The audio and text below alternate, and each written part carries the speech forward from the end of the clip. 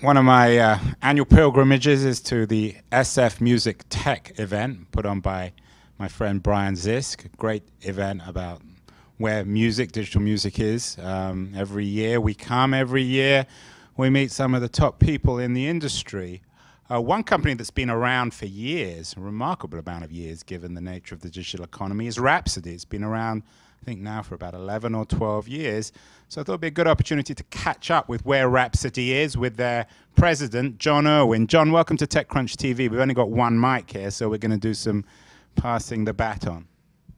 That's great. Thanks. Happy to be here. So, Jon, everyone in TechCrunch will be asking the same question. Rhapsody. Who are those guys? We've heard of them. They're not Pandora, they're not Spotify, but they're still around.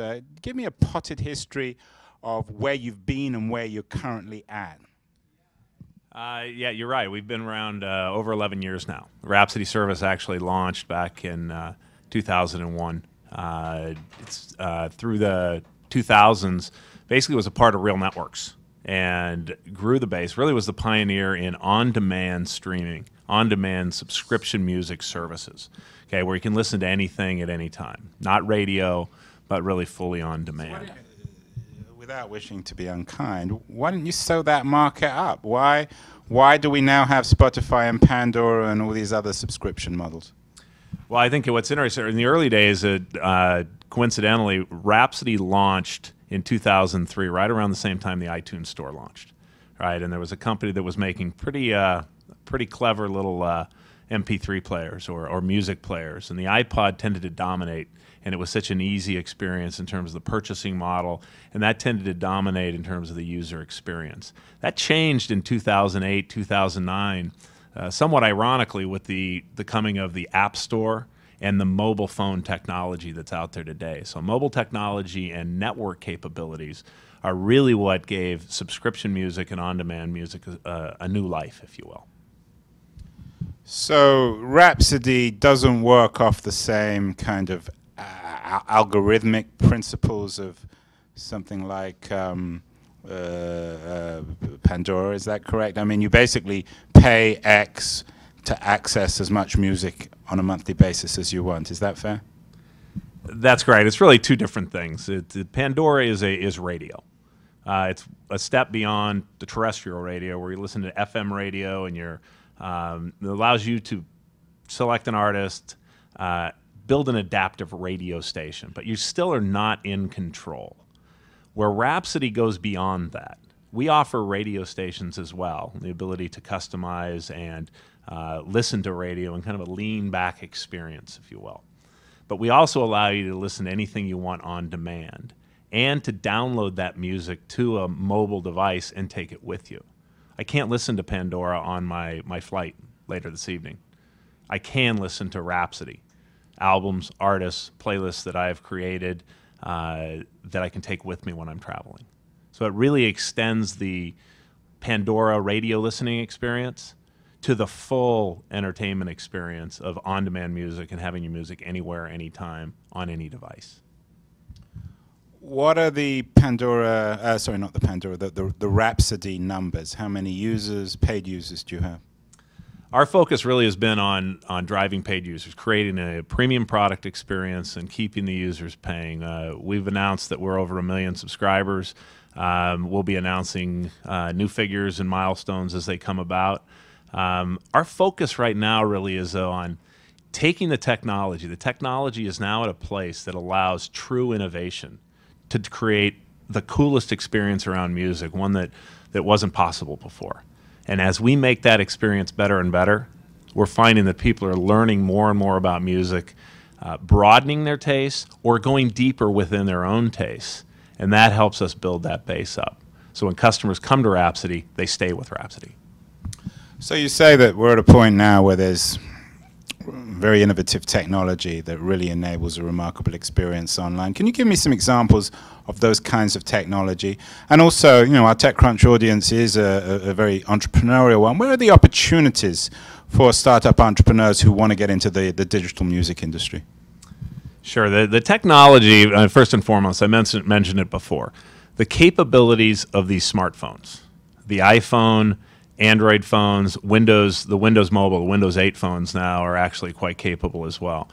This took the capability before you had the iPod, and they came out in different colors and different sizes and different shapes, and that was how people had a great music experience.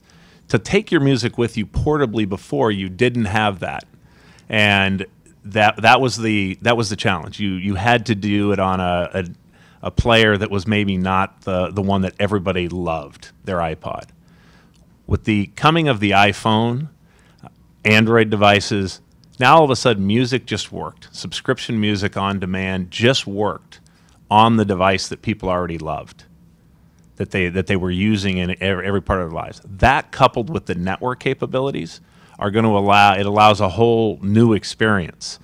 In terms of opportunities, where it's exciting is the collection of data that companies like Rhapsody, we've collected over 11 years of data. So we have learnings about when somebody listens to one artist, what they might listen to next. We wrap that with editorial features and programming that would allow us to, help new users coming into the service find out, what type of music they might want to hear after the song they're currently listening to. So it's the ability to power those algorithms to create those customer experiences that will be help make the customers have a richer and cooler music experience. Jon, finally, there's no doubt that the Napster experience shattered many of the traditional business models of the music industry, particularly, obviously, because of the curse of piracy. Is that still a big problem for the music industry? Or are there now more viable ways for creative artists to actually earn a living, which doesn't involve selling plastic discs? This is a huge topic. This is going to be a topic that's at the forefront this year and in the coming years. And I think it's important to know, it did shatter the industry. With Napster in the early days, the old file-sharing Napster service that changed the industry forever. And we've seen that move. I think what's important is that we look at the services, and there's some interesting panels at this conference where artists will be talking about other ways they look at the service to gain benefit that goes beyond the direct payment for a music stream or payment for a piece of plastic, a piece of vinyl in that way. And that's found in the having the relationship with those artists. Okay, so I think there's a quote, one of our artists that's on our service, Zoe Keating, has been very, very vocal about this and blogging in terms of how much money she's making from a stream, on the services. And the point being that you have, is that really going to amount for the superstar artist to something significant? However, instead of receiving a fraction of a cent a stream or a couple pennies per stream in compensation for their song being heard, would they rather have the email address from the person that thumbed up their song or liked their song or is listening to their song a lot?